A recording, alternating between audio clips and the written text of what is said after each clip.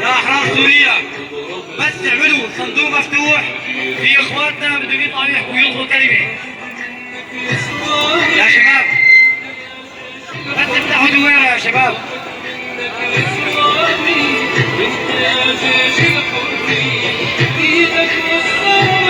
ساحه يا شباب.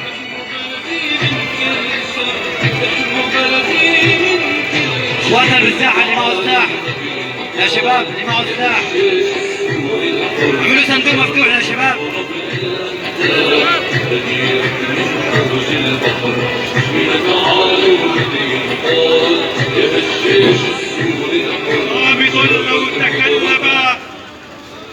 صامت لو تكلم لفضت نار والدماء، ولمن عاب صمته خلق الحزب أبكما، وأخو الحزب لم تزل يده تسبق الفما، هو بالباب واقف والردى منه خائف، فاهدئي يا عواصف خجلا من كرامته.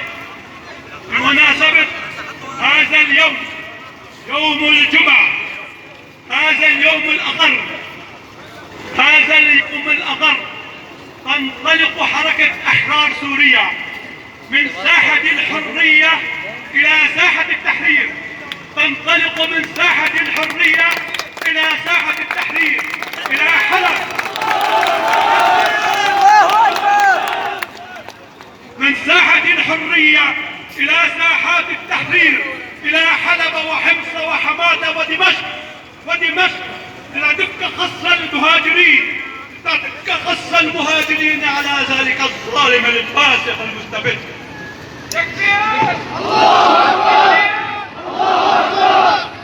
سجلوا عني هذا التاريخ، هذا اليوم الأغر 27/11، لن يأتي هذا اليوم في العام القادم إلا ستكون هذه السرايا المباركة، هؤلاء الأبطال، هؤلاء الشرفاء الذين نذروا أنفسهم لله وللوطن وللحرية.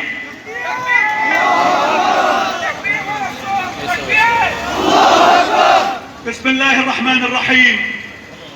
اللهم ألهمنا القوة لندرك أن الجبناء لا يصنعون الحرية، وأن الخائفين لا يخلقون الكرامة، وأن المترددين لا تقوى أيديهم المرتعشة على البناء، وأن العملاء الائتلاف، وأن العملاء والخونة لا يبنون الأوطان.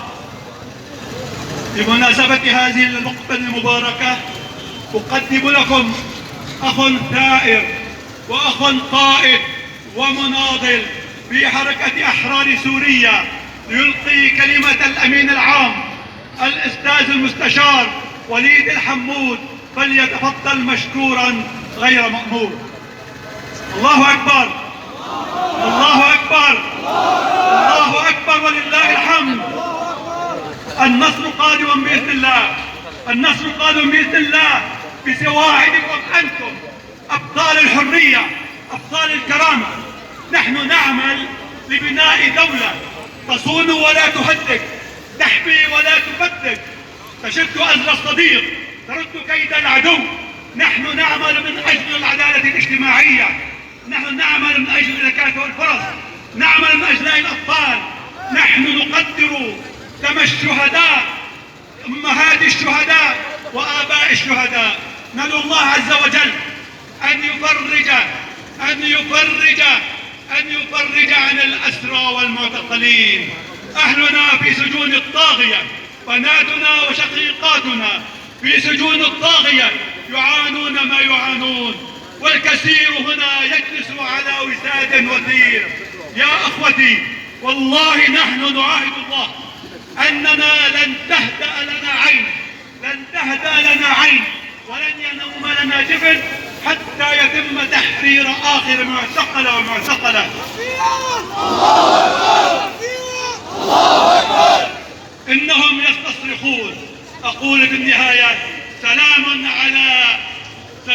على الشهداء، سلام على الشهداء، سلام على الشهداء. اللهم شافي مرضانا وعافي جرحانا وفك أسرانا وارحم موتانا بفضلك وكرمك يا أرحم الراحمين. والسلام عليكم ورحمة الله. الله بالخير، حياك الله وبياك. تفضل أخوي. السلام عليكم ورحمة الله وبركاته. السلام عليكم ورحمة الله وبركاته. باسمي وباسم حركة أحرار سوريا وأمينها العام المستشار وليد الحمود، نحيي جميع أبناء شعبنا الذي سطر أعظم البطولات وقدم أسمى التضحيات بأعظم ثورة في التاريخ ضد الظلم والاستبداد الذي مارسه علينا نظام الطاغي الأسد المجرم،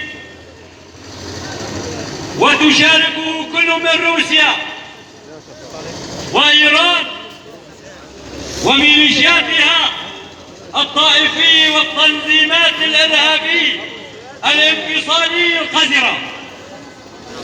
كما نشكر جميع الدول الصديقة التي وقفت إلى جانب شعبنا وثورتنا، وعلى رأسها الدولة التركية الشقيقة التي ما زالت تقدم أسمى التضحيات لنصرة شعبنا وثورتنا.